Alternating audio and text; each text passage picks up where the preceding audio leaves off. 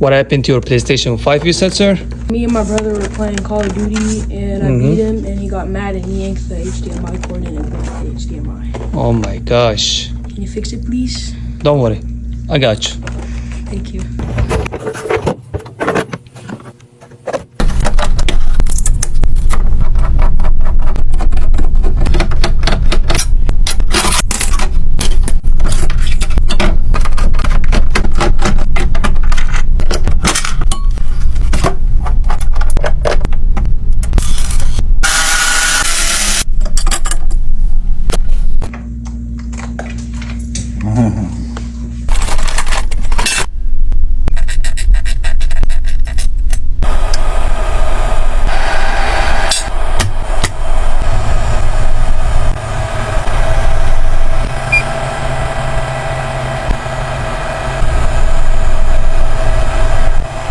Your PlayStation 5 is ready, sir.